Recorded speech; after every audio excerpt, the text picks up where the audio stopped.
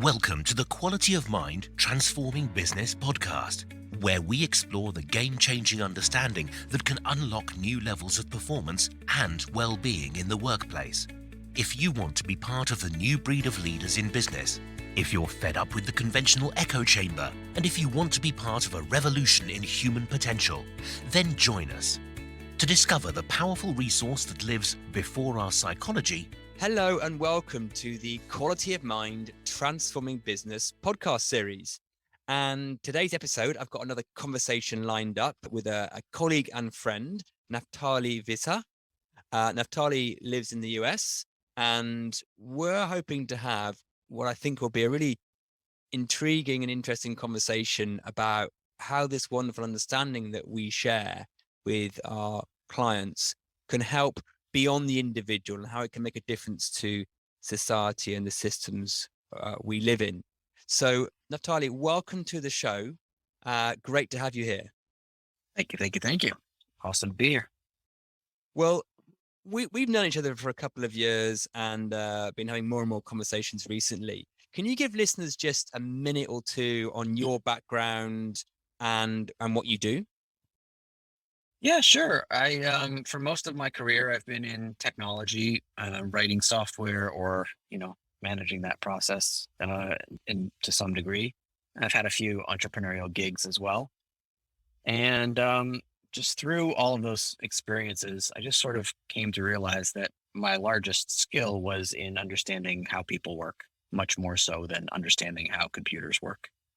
And so, a few years ago now, I sort of transitioned to, being whatever you want to call it, business coach like you are, and helping businesses to thrive through a better understanding of how the human mind works, and just helping them to be more lighthearted and happy and have a better experience of life. And of course, as you know, as it turns out, when those things happen, all of the normal, typical business things go a whole lot better. And then if we just zoom out a little bit, the real reason that I really want to do this work is, because, and we're going to talk about this today, is because I really have a strong belief that peace in a greater sense is possible. And since we all spend so much time and effort and a lot of our identity is wrapped up in work and business, it seems like a really good avenue to get towards that greater peace. Yeah, and we're certainly going to unpack that in a moment. And I love your background, because the way I listen to it is that you are someone who was just doing what they did in life, in business, and started to see the relevance of understanding more about the nature of what we are in the mind and how useful, practical, and lovely that is. So you weren't necessarily on a spiritual path or anything and seeking. You were just going through life, and it just occurred to you how relevant and powerful the role of people in the mind is, which I think points to the practical nature of what we do. Because sometimes we'll talk to our clients and it can be pretty profound what we're pointing to, but the benefit is always day to day in the practical, in life, in what I'm doing in life and work. It's great that you come from that place, because I think it's a wonderful grounding to have alongside your sort of more, let's call it spiritual grounding, if you want to call it that. Yeah, thanks. You've also written a wonderful book, which I'm going to plug more towards the end of the show and put in the show notes, because I think it's a nice read and it's very accessible. So for today, we wanted to get into the relevance and the benefits of this sort of beyond the individual and the nature of that. So do you want to start us off by just saying a little bit about how you see that, and then we'll unpack it as we go? Yeah. Should we talk about what the this is? Yeah. Yeah. I mean, Yeah. I always, when I'm doing this show, I always have to bear in mind that we're going to have what I call the regular Quality of Mind listeners, and then people who may be brand new. So let's do this for people who have just stumbled across this episode and know nothing about what we normally talk about on the podcast. Yeah. Should I have a go? Please. Okay. So just, I guess, to keep it really, really, really simple, I'd say that this is an understanding of what I and some other people refer to as the human operating system, right? So what is it that makes every human being tick? What is it that brings life to life for all of us? What is it that creates and experience of life for all of us. And by all of us, I mean all of us, regardless of your race or religion or your upbringing or where you grew up or any of those things. The same process, if you will, brings life to life for all of us. And in a nutshell, that's basically, you could say that, we receive sensory input from our five senses, and that sort of gets mixed up in a big bowl of soup with all of your, what we might call programming, all of your past experiences, your religion, your culture, your identity, like all of that kind of stuff. Every time your mom yelled at you, that all gets mixed up in a big bowl of soup. And then your mind takes that and projects it onto a big movie screen in front of your face.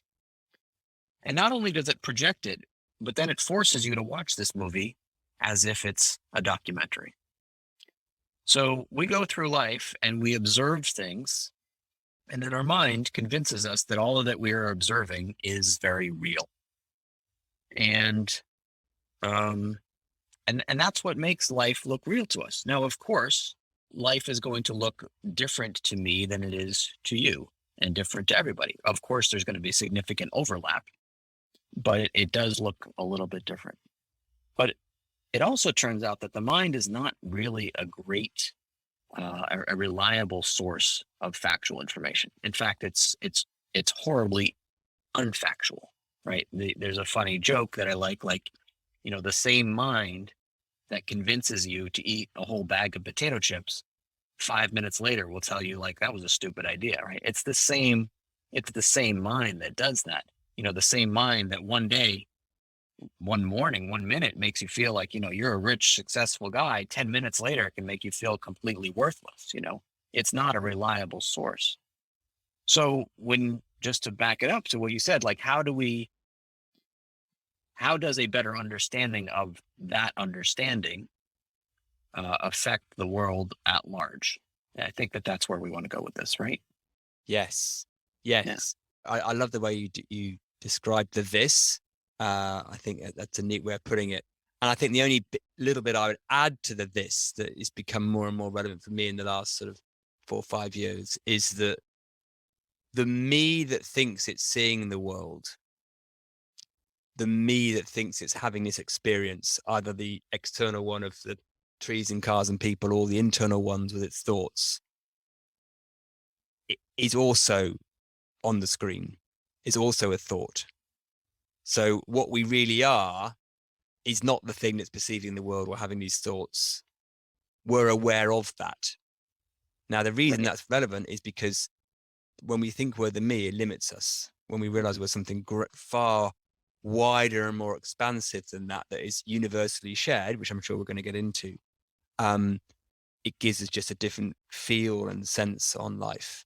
So I totally agree that the mind, and I love the example where that mind that tells you to eat a whole pack of what we would call crisps over here in this side of the world, right? Potato chips. 5 minutes later, then goes, "Oh, what do you do that for? That's a really bad idea." I mean, it's absolutely the same mind, right? It's one. But neither of them are us in what we truly are. And I think that's the biggest mistake we had, that when we think that it's my mind and I need to control my mind and my mind is the world and that kind of stuff, because it's an unreliable source of what to base ourselves on. Yeah. And I think, one implication for that, if we think about, the world, or we talk about, making global peace or equality or hunger, or any of these sort of big world problems, one of the implications of what you just said that I think is really important is seeing that everybody else is working from a paradigm that seems real to them in the moment, right? And by seems real to them, I mean sort of that chatter, whatever their mind is telling them at the moment, like eat a bag of chips or go be hurtful to somebody else or whatever it is. If we can see that, then there can be some level of forgiveness for other people. But I think even more importantly, especially in a culture like a very Western culture, and especially in a culture that's now very accountability focused, and whether that's in the context of like social issues or even just at work, right? Like you're responsible for all of your results. And, if you're an entrepreneur, like if you don't make it, it's your own fault and that kind of thing. I think to the degree that we can see that that's not true, right? And we can have a level of forgiveness for ourselves. And it's not forgiving ourselves for having done something bad. It's that you are realizing that really all of your actions moment to moment are just a product of your thinking in the moment. So if you've got crappy thinking, you're going to have crappy actions. And if you have good thinking, you're going to have good actions. And so when you can see like, oh, so, and this goes back to your point, that's not me. That's like the me on the screen, right? There's a bigger me whose screen includes the Naph me, right? The personal me, if you want to call it that. And that me on that screen is doing sort of whatever his programming, if you want to say it, is seeming real in the moment. And if we can see that that's happening, again, just for ourselves, forget about anybody else for a minute. There's a lot of forgiveness that can happen, right? And just for simple stuff like, oh, I didn't get through my to-do list today. I wasn't as kind to my kids as I should have been. Whatever. And look, I'm not saying like these are not great things to aspire to, but I think that we're going to get there on a personal level and on a global level a lot quicker by being a lot easier on ourselves than being harder on ourselves. There's a load in what you just said, which I think we can unpack. There's a load in what you said. So I think one thing you sort of hinted at the beginning there was what I would describe as we're kind of psychologically innocent. So we behave in the way that the world looks to us in that moment, right? As you said, if you've got bad thinking, you end up doing bad stuff, right? So there's a degree of psychological innocence that we are, and that gets confused or muddled with this accountability that you mentioned. That, I mean, I'm a dad, so if my kids do something, let's call it wrong, like hitting their sister or being, doing something else, you would say, hey, don't do that. Take responsibility for that. So my son might forget his football boots and then he's blaming everyone else. I go, no, you forgot them. You're old enough now to pack your own bag, right? So we would tell that self, that made up me, that's on you, right? Now, the distinction I'd make at what I would call the game of life level, that's great. That's helpful because the world works better if people take some degree of responsibility and accountability for what's going on at the game of life level. Now, where that becomes less helpful is where that sort of becomes impinging on our expansive and infinite potential by thinking, well, I'm not good enough, and we run all these narratives going, the world needs to be a certain way for me to be okay. I need to, or this needs to change. I need to achieve this, or whatever it is. That's where it innocently gets in our way. So we have to distinguish between what I would call the game of life level, and then how we see ourselves in relationship to this world and the apparent separation. And does that little bit make sense?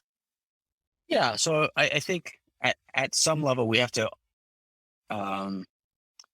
make it's a pretend distinction, but still, yes, one to say that there's a distinction between this game of life and the sort of like larger picture of life, right?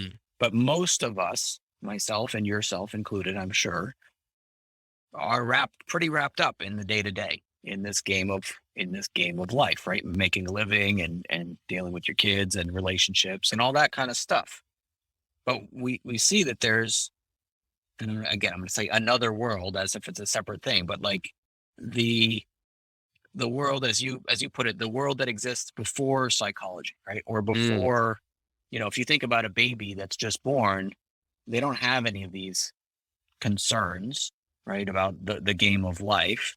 I mean, they're still, a formed human at that point, but still they don't know about work or about eating or then nothing really, right?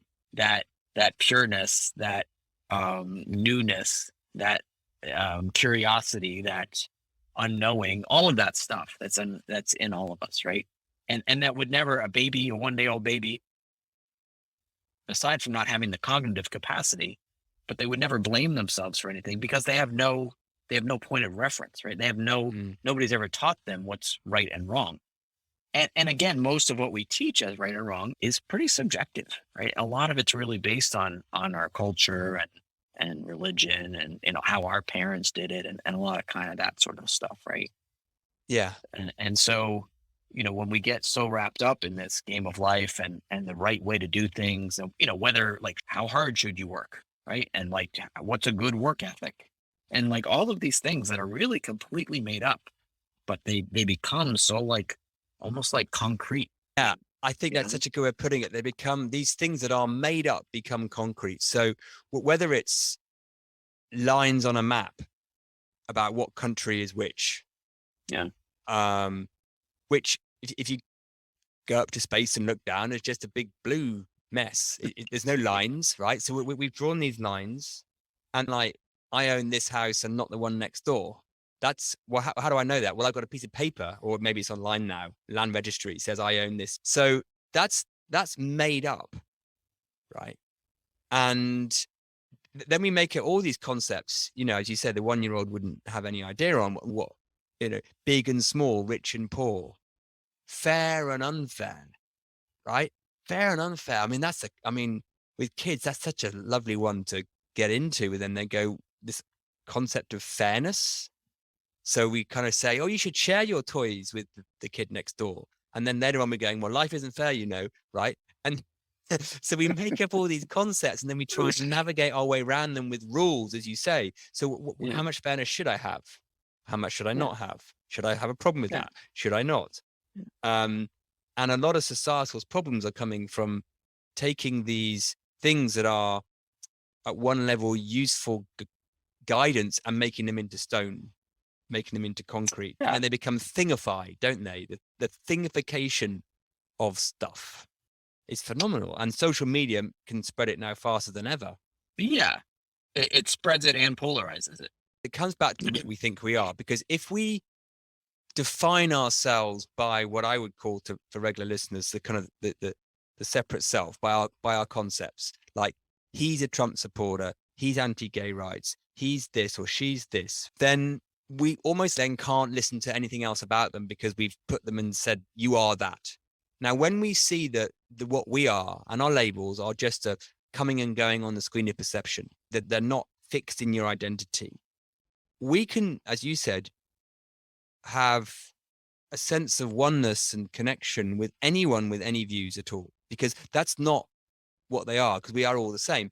And the other day, it just dawned on me, I was listening to some stuff about the situation in Ukraine, and for people listening to this podcast, we're talking now in May 2022, when there's obviously the conflict going on in Ukraine. And I was thinking that if I was sitting opposite Putin, I think, and I don't know, I would struggle to hate him, right? Not because I have any agreement or condone any of the horrible things that are happening in that part of the world right now. Not at all. It's despicable what's going on. But he is just doing what he is doing because of how he sees the world, or in technical quality of mind terms, from a very contracted aperture.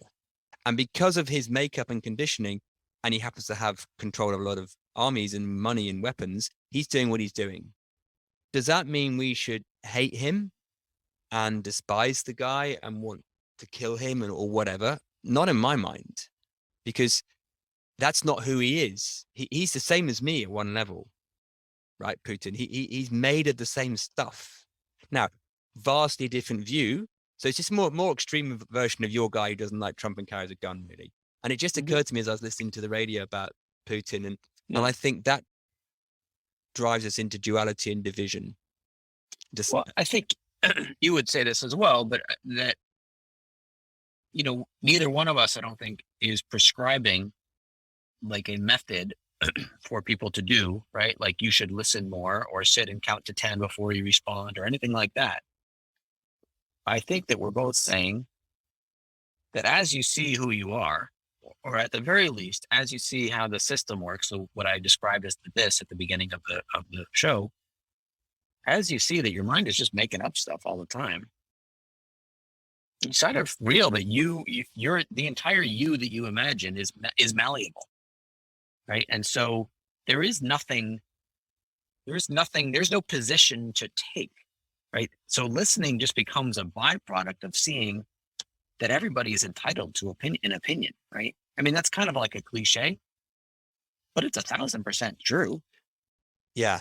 And I tell you the difference in that, because the cliche is, I think it's taught as you should learn to listen to respect other people's opinions, or something like that. What we're taught, Yeah. you should listen to, but what I think we're pointing to something a little bit more fundamental is that when you see what we're pointing to with the mechanics of the system and the nature of who we are, you don't have to try to, oh, I must remember to regard their point of view. It just is obvious to you that that's just a point of view and they're not different to you. Right.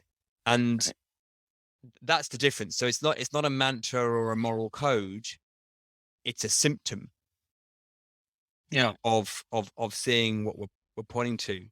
And I tell you what's so interesting for me actually is when I first got into doing this work, particularly from this understanding about 10 years ago, I wasn't really working with organizations or individuals so that they could help the world be a better place. I was helping people for themselves and maybe their organization, but not really anything wider. It hadn't really occurred to me. But what I found time again when I was working with people is, even though we hadn't really pointed at it or the coaching hadn't been about it, people just started to naturally, innately start to think about the bigger picture, whether that's in their society, in their community, and that just sort of happened. And I was like, oh, that's cool. That's interesting.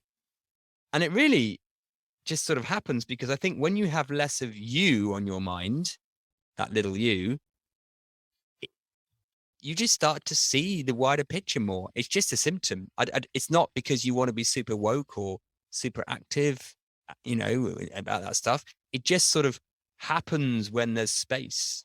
That's what it looked like to me. And it was just amazing to watch. I go, oh yeah, look, that's happening. With different, many of my clients have told me also. Can I tell a couple stories? Of course you can. Go for it. Because yesterday something very profound happened, and I think it really highlights what we're talking about in a very, very, very concrete way.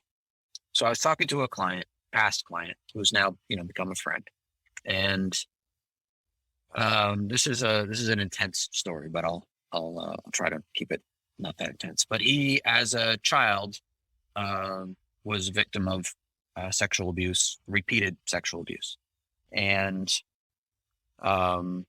recently he sort of, he kind of repressed it for a long time, and recently it's sort of bubbled back up, and over the past few years he's been dealing with I'm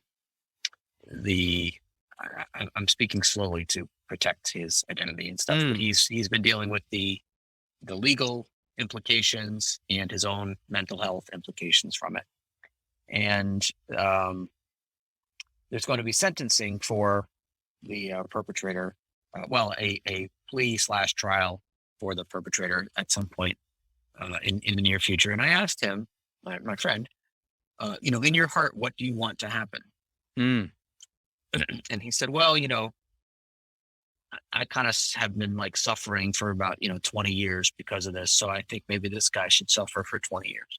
And and I didn't say anything, and he just kind of kept talking and kept talking, and then he kind of got to this place, and he was like, but maybe like, but I'm thinking, I really needed a lot of help to kind of get through this, and I'm guessing that this guy kind of needs a lot of help too to get through whatever his issues are that led him to do this, and he's probably not going to get that in prison. And he just kind of kept going. I really didn't say anything, and he just kind of kept going in circles a little bit and roundabout. And in 20 short minutes, he went from, I would like this guy to suffer for 20 years and basically, rot in prison. And the thing that he said after 20 minutes was one of the most profound things I've ever heard. And I get a little choked up just saying it. He said, you know what? Like, I don't want anybody to suffer. And that was it. That was it. It completely melted away. This wasn't somebody that cut him off in traffic. This was like one of the most egregious things you can imagine in society, right? And And then he even said, maybe if I could find out more about him and what led him to do this, it would give me some clarity as to like how to prevent it in the future. Maybe he and I could like team up somehow to prevent this from happening in the future, right? Mm. And you're like, and and this is my words, not his, but like he saw this perpetrator, we'll call him, as more similar to him than different. Yeah. And he saw that, like, why would anybody want to create suffering from anybody? You got to break the chain at some point. You got to break the cycle. I think And so that's super cool. Let me just wrap this up. It's super cool that he got to that. But I think the even cooler part is that it happened so quickly and without coaxing. And my point there is that this is in all of us. This like ability, capacity for clear, kind, generous, beautiful thinking. It's what we're made of, regardless of what, junk has shown up in our past or anything else. It's what we're made of. And just a little bit of, time, essence, whatever allows it to come up to the top. And I think it beautifully illustrates what we are as humans, because his, part of to start with, he was like, I want to hate, I want him to suffer, caught in what I would call a contracted aperture, like, if I've suffered, he's suffered. And then as that aperture opened over the 20 minutes that you were just chatting with him and holding a space, he, as you say, he saw that we are the same. And why would I want that other bit of me to suffer? So what a great little tiny microcosm in 20 minutes of everything that we are. Yeah. Now, maybe a listener now is going, okay, well, I can sort of see that. I can sort of see people are capable of doing both. Viktor Frankl, another example, So, but let's say their question is, because this is the question the self-mind puts in so often, is how do I do that? You two talking about this on the podcast. How do I have more time in that space where I just see the oneness and the love, and less time in my narrow aperture where I want people to suffer? How would you answer that one? Well, it's natural, right? It's kind of like saying, how do I get hungry, or how do I fall asleep, right? How do I fall asleep? Well, absent you doing anything to prevent yourself from falling asleep, once you're tired, you're going to fall asleep. It's the stirring of the pot that prevents you from falling asleep. And to me, it's the same thing here with, how do I be more kind or loving or tolerant or forgiving, or, well, it's just what we're made of. You just got to put aside any thinking that you have about, what's right and wrong and how much you've suffered and all of that, which I'm not saying is easy. I'm not saying like 1, 2, 3, but if you can see, again, back to what we're talking about, it's just the natural state of humans, of life, is stillness, right? I use the pond metaphor a lot, right? I mean, a lot of people do, but that like a pond is still. Naturally, a pond is still, absent wind or you throw a big stone in the water or whatever, it's still. And if you do throw a big stone and it makes ripples and the mud gets churned up a bit, what do you do? This is how do you do it? How do you get it still again? Well, of course, it's obvious. You just wait, and its natural state is going to become still.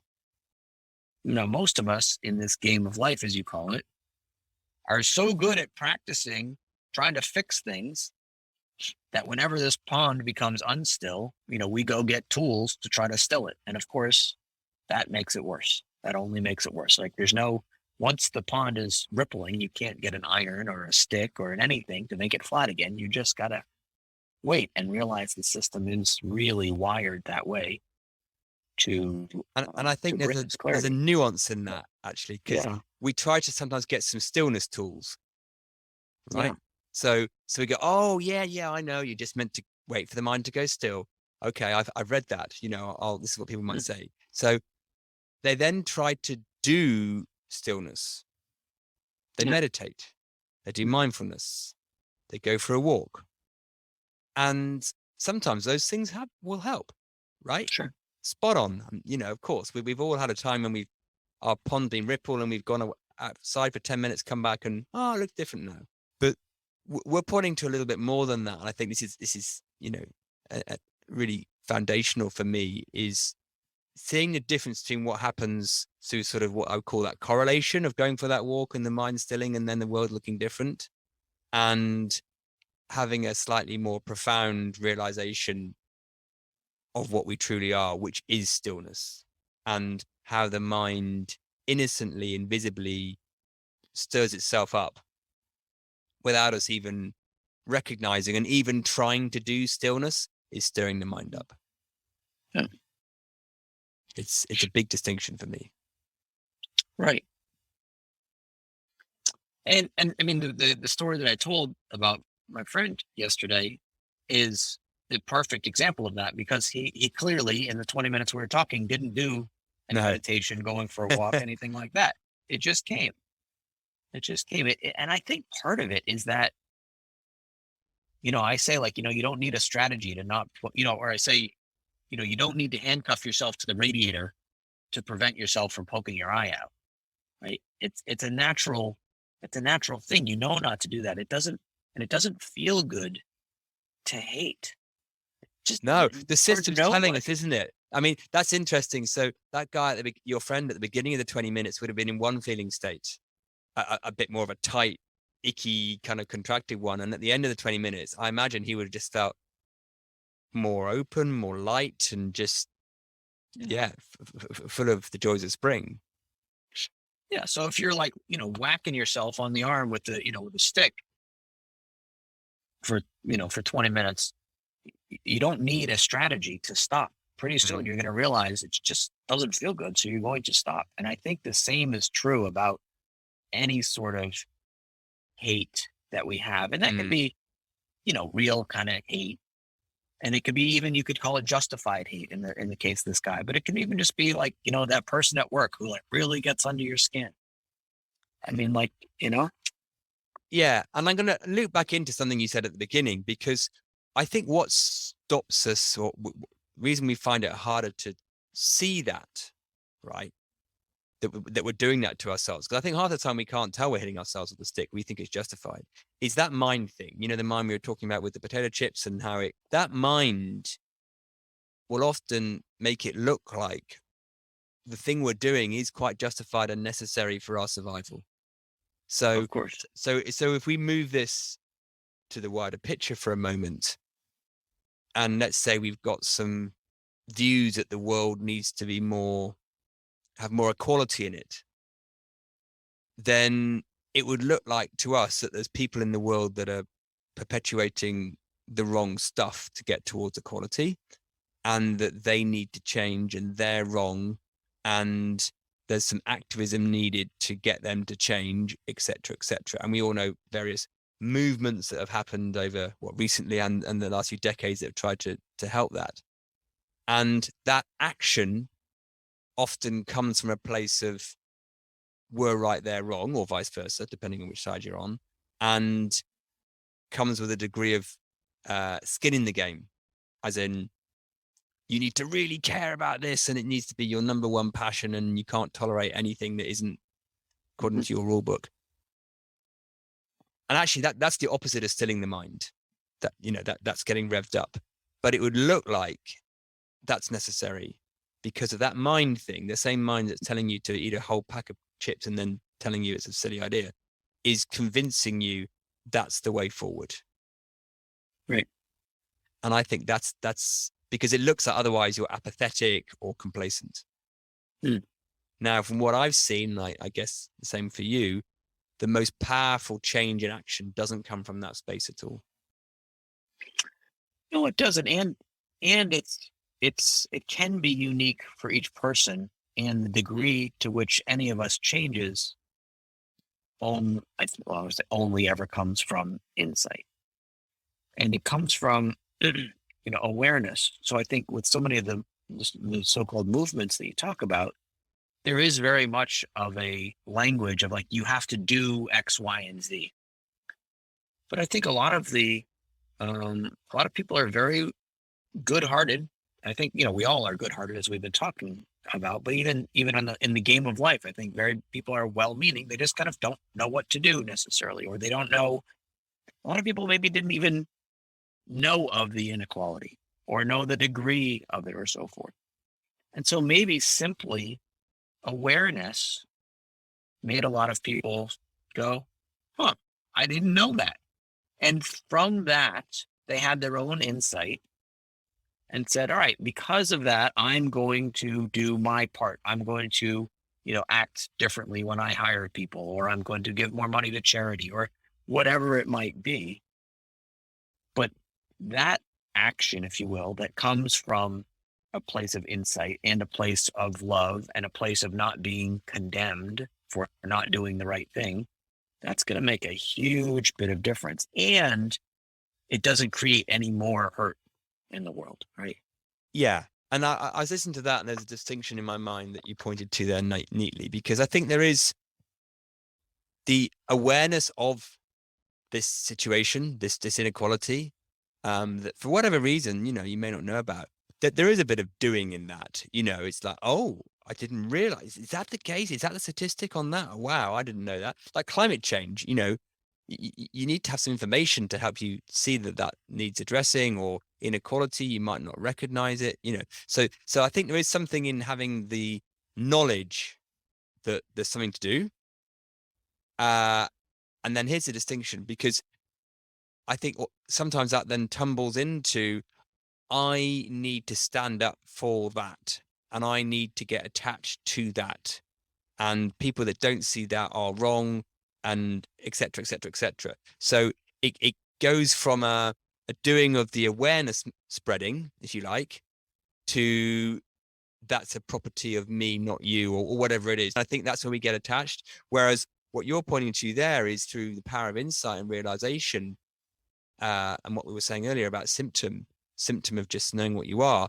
Once you have that piece of knowledge about that inequality and you get out of your own way, an obviousness that turns up about maybe behaving differently or reaching out or doing something, that comes from that space, rather than I must do something because I've been told this or because I've seen this. They're very different spaces or apertures or mindsets.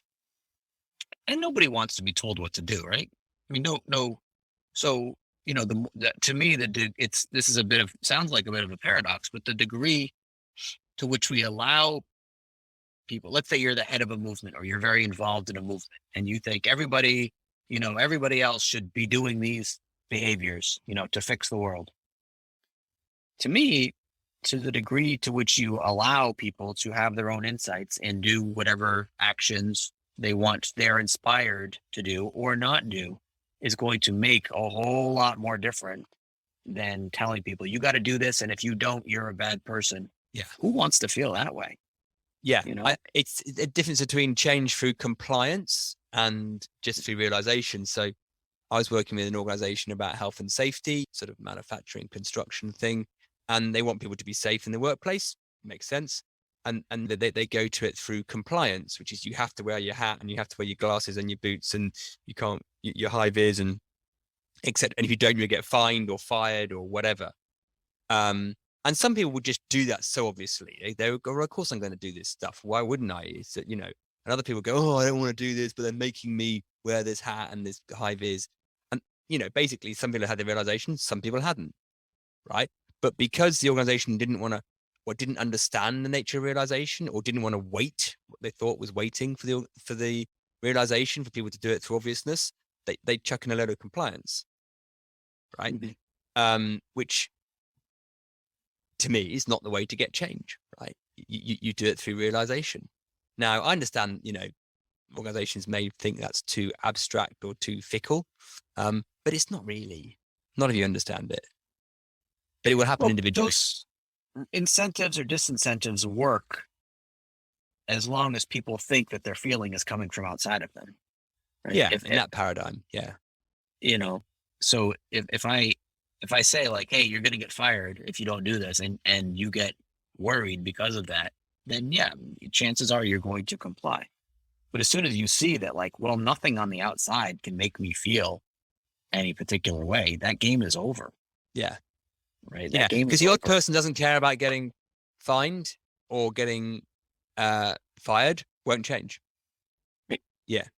So this is the interesting thing, isn't it? About how does a society enable that power of change through insight and realization, as opposed to through guilt and compliance? I don't want to get too spacey with this, but like, how do we even know what the right thing to do is and the wrong thing to do, right? Some committee came up with, I mean, this is a kind of a silly example because it seems like such a good idea to just wear your hat, but some committee came up with like, here's the set of rules. And all of a sudden, like we were talking about before, it becomes a thing. It becomes concrete. There's no way around this. There's no discussion. There's zero tolerance, right? It's like, love that term. And so now it's a thing. These are the 10 pieces of equipment you must wear. And if you, and either you do it or you don't do it. Now, like, George Bush said, either you're with us or you're a terrorist. And like, Yeah. there's got to be something in between, and, but why on every issue and even many things, which are obviously much more ambiguous than, good, wearing a safety hat's a good idea. Somebody makes a rule, and then it's like, it's a policy that we have to, and what I've seen working with companies is like, they start out small and agile and like they're all friends, and as they get bigger and things get tougher, what do they do? Rules and policies and procedures. And by the time you hit 200 people, you've got so many policies and procedures, you can't move. You can't make a move without breaking a rule. It's like those movies where they've got the art museum with all the lasers or whatever, right? And you can't possibly make a move without breaking. You don't know what rule you're breaking, but you're breaking something. And of course, that's not a great environment for innovation or anything. No, and because they've lost faith in, let's call it, common sense or individual realization to navigate. So they think, well, just to reduce the likelihood of 5% of people thinking it's okay not to wear their hard hat, we'll make it a rule, right? And then there's no gray area. It's all just completely binary. Yeah. Whereas really human beings work in the area of nuance. Of course they do. And but we don't like that because we then create the thingification of risk, and off we go. So, I mean, so on the other side, right? I mean, the other side, rather than compliance, moving towards something, that there's a movement now with companies having to look at their environment, their ESG, their environmental sort of footprint, and their social and all that kind of stuff. And that's starting to become a thing here. So they're getting audited, like you get your financial reports audited, but now you're getting your ESG audited. So organizations are starting to go, oh, how should we do that? Now, some of them are coming at it from, what are the tick boxes we need to do, right, to pass this audit and to show our stakeholders we're doing the right thing, and let's work backwards from that. And some are looking at it from the other way around, which is I'll put this in the wrong language, but when we get in a really clear mind and we see obviousness, what do we want to be as an organization and what do we want to represent to the world, right? Which is a longer play than just ticking a few boxes. But isn't it fascinating the ones doing the latter, as in coming at it from that very emergent, well, let's see what makes sense, have a very different culture in the organization to start with. They are recognizing what human beings are and their relationship to the rest of the world. Yeah. So you're saying, I think, an organization that has a visibly good culture where people are getting along well and that sort of stuff is likely going to have a good environmental footprint as well, because if I'm hearing you right, because those two things are both byproducts of, call it, clear thinking. Yes, and I would include in that things like psychological safety would be in that, and actually even in their own business model structure, in their stakeholder structure, right? the ones that are really pinned down to the stock market, and basically if their share price drops, they suddenly put a freeze on spending, and they're very short term in their knee-jerk reaction to what they think success is, which is, in my mind, in my little mind, a symptom of not clear thinking, right? It's very outside in thinking, as opposed to those that have a longer play in what they're trying to do on this world. Yeah. You'll see the symptoms pop up in numerous of areas, including their ESG footprint. Right. And that's fascinating. It's funny that the B Corporation. So for those that don't know, it's like it's a designation of a corporation that you can have, which basically means that you are allowed to do things that are not necessarily in the best interest of the shareholders, if they're in the best interest of, call it, the world at large, right? The environment, the employees, that sort of thing. That's an oversimplification and probably wrong at some level, but that's the basic idea. But isn't it crazy that we needed to make something like that, right? We needed to make a thing to say, like, it's okay if you don't want to dump stuff in the rivers. You don't want to dump chemicals in the rivers, even though it costs a little bit more. We're going to let you get away with that as this new kind of company, right? But the point is not, again, which is right or wrong, but just the degree to which we as humans overthink everything and thingify everything. We make a rule, we make a process, we make a name, we make a label. And that's what we're all doing all the time, is comparing and comparing, Yes. And that's a good point, because I think almost that B Corp status is as a challenger, disruptor, an antidote to the conventional. So you almost have to thingify the antidote. And I think that's purely because, and there is something about us human beings, we work in form in the game of life, right? So yes, it's this infinite, wonderful, powerful, intelligent source behind us, but the rubber hits the road in form, and that's tangible for people to get behind, if you like. And we don't really have enough trust, because it's not tangible and visible enough, in the power of, I use a very trite phrase, the power of intention, the power of consciousness vibing to manifest itself into a formal structure that we would want. So quite quickly, things go from being that beautiful shared intention to a thing, because that's tangible, and you can then go, look what we've done this. Even I think we preform things sometimes too readily, and then they become concrete. So it's not, maybe it's not that we preform them, is that they need to go into form and out of form, and instead they go into form and then get solidified. Right. We do it with concepts. We do it with live people. We do it with types of businesses. The fact that the mind takes things from the formless to the form, that's not a problem. I think it's our misunderstanding of the real and never trueness of that is the problem. And that's what gets in our way. And that's what the self then identifies with. And then it stops the potential of that formless becoming whatever it could be, because we've gunged up the system with too much thingification of other stuff. And when we clear that out, which is what work you and I are doing, really, I guess, is clearing out. Well, we're allowing the system's innate clearing out mechanism, which is what I call realization, to do its work. So it's like we've all got our own, you're going to correct me here because you're an IT guy and I'm not. We've all got our own buffer clearing, control out delete system in the mind, right? As in, that works. Does it? Good. I'm glad I'm doing it. Which realizes away old conditioning. So really a realization is the dissolving of old conditioning and new forming. And we've sort of gugged that up. We've stopped that realization process from happening, which is why little kiddies will have so many more realizations than we would do as adults.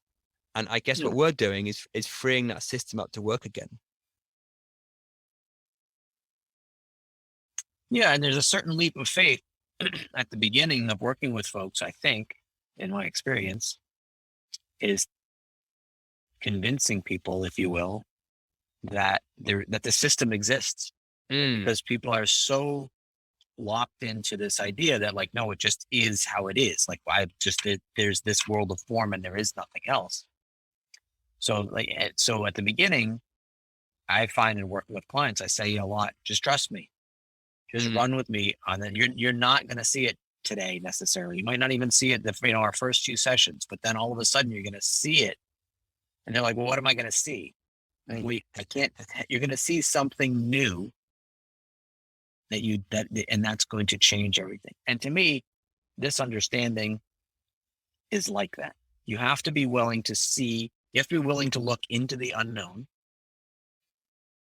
and then something will be shown to you and everything will look different. It's such a good point, because I never used to value the unknown that much. I gave it a bit of like, oh yeah, well maybe, but I used to think the known was much better. If I could have a preference between the known and the unknown, I'd be like, known, please, known, yes. But now the unknown, wow. I mean, it's infinite, the unknown. The known's bound to be finite. I mean, just think about it, right? A thought, which is what the known is finite. It is a narrowing down of the infinite. So I always say, if a Martian was watching us operate in consciousness, they'd be going, why do they want to know everything? Why do they value certainty?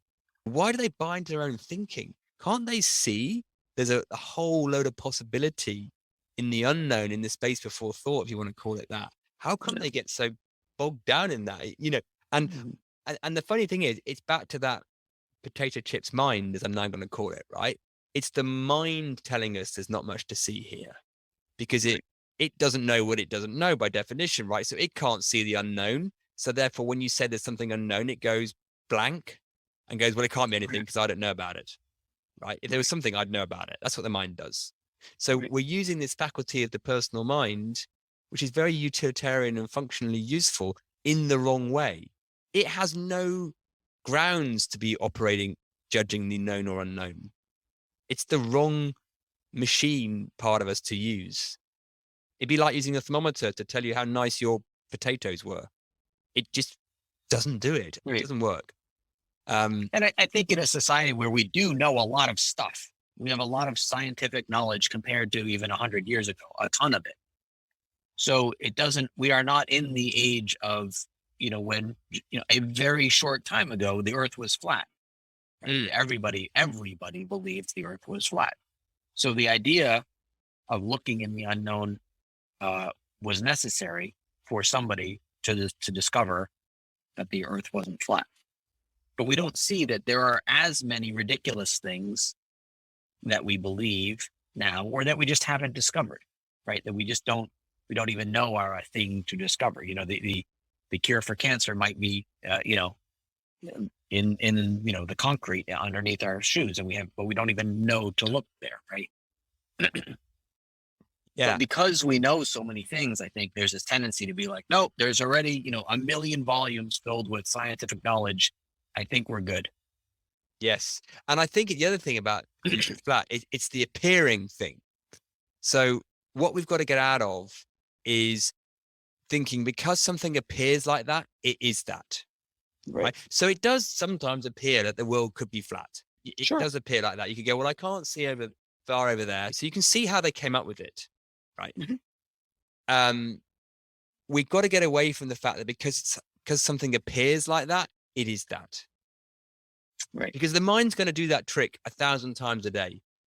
Right. So when you're really, really, really, really annoyed with someone or the world, and then that afternoon you're not, it appeared one way in the morning and it appeared something else in the afternoon, which is true. Well, neither, because they're both a creation of the mind. But we sometimes don't see that just because it appears, it isn't how it is. And that's crazy that you'd think we'd be onto that by now. You'd think the number of times that happens to us, we would have caught on to the fact going, oh yeah, just because it appears like that, there's time, space, and matter. That's what we are. No. Why would we? Why? it's crazy. So we believe ourselves too much. Right.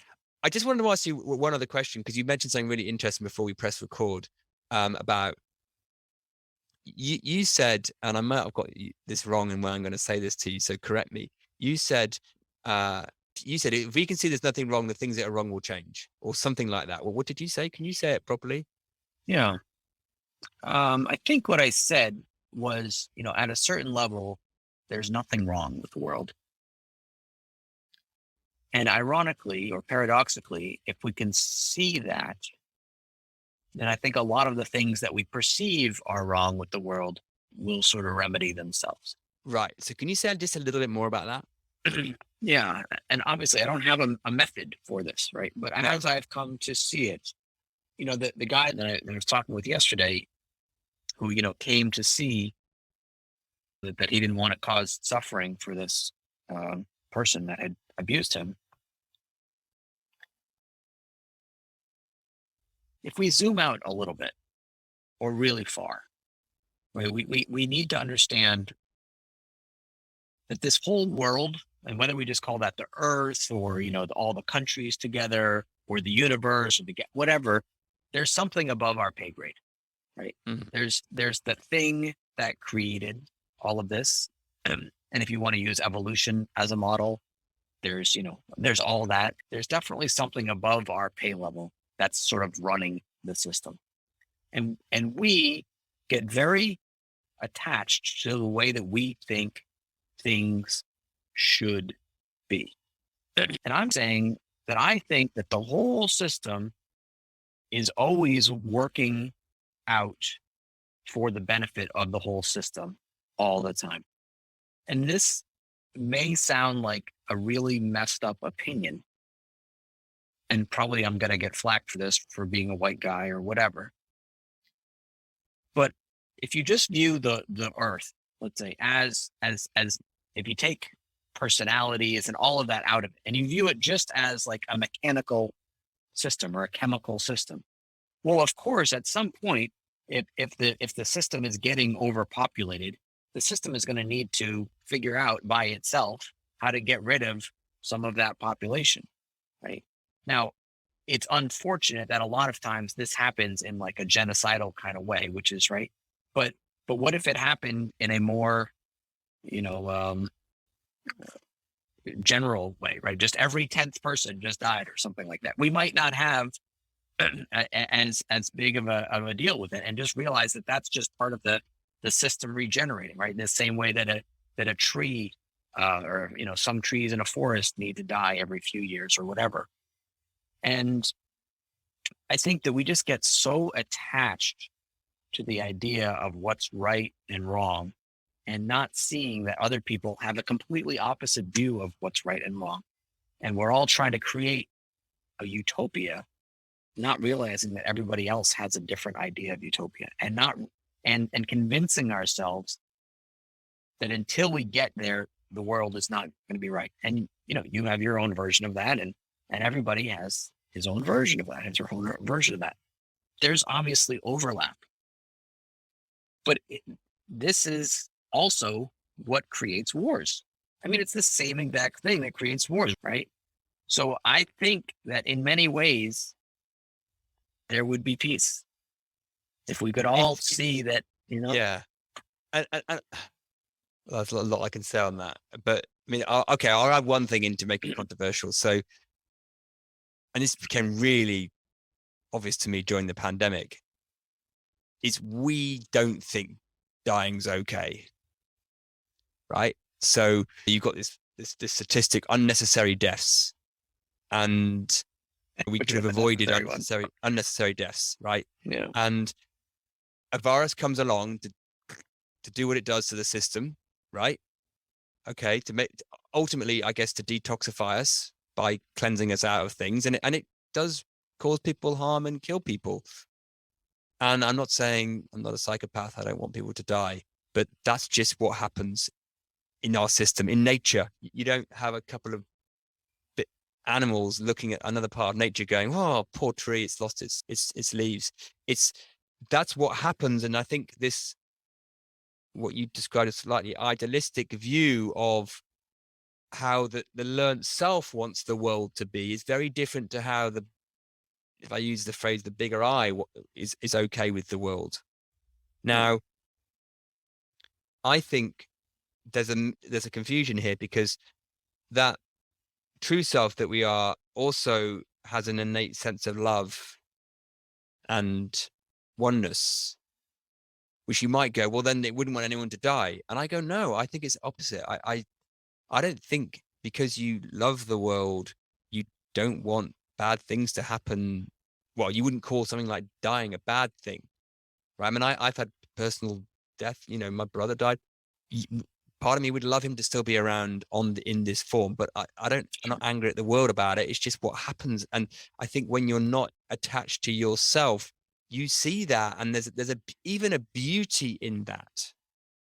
Now, this might be heard wrongly by different people coming from different views, and I respect that. And I'm sorry if I've offended anyone by saying this, and it's hard to describe it really without having the feltness behind it, because it can just sound very harsh. But does anything what I'm saying make a little bit of sense of what you were saying, or am I on the wrong wavelength?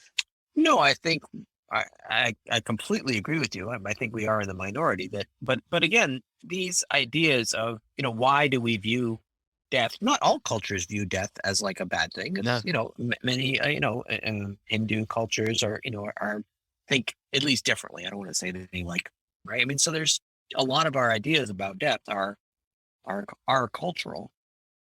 But even that aside, I think we tend to not think of ourselves as part of nature, right? We think of like nature as that thing in the woods, and it's all part of it. And even, I do think that climate change is a real thing. I do think that it is man-made. And I also think that even the man-made part of it is like part of a natural cycle, and maybe there's something we can do to reverse it, and maybe we won't be fast enough, and maybe in 20 years, none of us will be here. And I don't spend a whole lot of time thinking about it, because this is a very personal thing, but I want to live my life in a happy way. Now, that doesn't mean that I'm complacent. I still do what I can do. I sort of do the right things in terms of, being environmentally friendly and so forth. But I don't spend a lot of time obsessing over it. Just like I don't spend a lot of time obsessing over my health, because I know that I'm naturally healthy, both mentally and physically. I don't naturally, I have common sense to know, like, oh, lettuce is better than Twinkies. I just naturally know that, but we all have that. So I'm saying it's not that like I don't care about the world. I don't care at a level of obsessing about too much of anything, because I want to be happy. I just want to be happy. And I think everybody does. And again, back to my paradox, if we were all happy, a lot of things would be different. A lot of things would be different. Yeah. So many things are a symptom of that sense of okayness, and I'll widen happiness, just say a sense of okayness, because you don't mean a hedonistic happy, right? You just like a sense of content, and because so many things, kindness, the wider perspective, forgiveness, resilience, are all a symptom of that space of happiness or contentment. They all come from there. So if we start there, it would solve 95% of the world's problems already, right? And it will take time to drip through, as you say, but we don't need to do anything else apart from, I think, just look at that. And I think the answer to the question is, well, how do we all spend more time being happy? As you say, the biggest thing that I've seen about this is recognize what we truly are and the nature of the mechanics of reality and consciousness in the mind. Once we have that, we just seem to have a deeper knowing and access to more happiness. So, which is happiness on the inside, less conflict on the outside. And it's so fundamentally simple that the potato chip mind can't do it. It's, it can't handle it. So that's why it gets in our way. But that's all we're pointing to on this or any of our podcasts. It's beautifully simple, really. That doesn't mean it's easy. So Naf, we've kind of been talking for a while. We probably need to bring this to a close in some way. Are there any kind of final thoughts that you would want to just share before we have to wrap it up? Well, I think the one that we just talked about, I think is sort of the most important in all of this, which is, as Gandhi said, like, be the change you want to see in the world. And to me, that doesn't mean, if you want a cleaner world, go pick up trash. To me, that means like be whole and complete and healthy and happy in yourself, and the world will be that way. And that's, as you just said, it's too simple. It looks too simple. Now, I'm not saying it works all the time, right? Not at all. But in that mindset of like, no, there doesn't need to be money in the bank for me to be happy. There doesn't need to be, that I'm fit to be happy. There doesn't need to be that I'm healthy to be happy. It doesn't need to be that Ukraine war is over for me to be happy. I can be happy right now because I'm happy, because that's who I am. Yeah. Spot on. Spot on. What a nice place to sort of just come to a rest on this conversation. Yeah, that's lovely. So thank you so much for the conversation. It's been rich, and I want to just extend Really the listeners the chance to reach out to either of us as usual. Naf's got a great book, Humans Working, with a lovely subtitle, Why Culture and Mindset Beat Strategy, which I think was a Peter Drucker quote that which was, why does culture eat strategy for breakfast? And I think you just added the human element into that. So I'd highly recommend your book, which I'll put a link in the show notes. And am I right to say that you'd be very happy to hear from anyone who's curious to know a little more? Yeah, absolutely. Whether in a business context or not. So listeners, as usual, like to make this as two-way as possible, because we're just talking out into these microphone things and not sure what happens after that. So anyone's got any observations, insight, questions, challenges, just love to hear. Let's make this two-way as possible. Naf, thank you so much for coming along. Thank you. It was fun. And everyone, have fun being curious. Catch you next time. If you enjoyed listening to this podcast and want to know more, check out our website at qualityofmind.biz. And also feel free to reach out and leave us a review or a comment. Until next time, have fun being curious.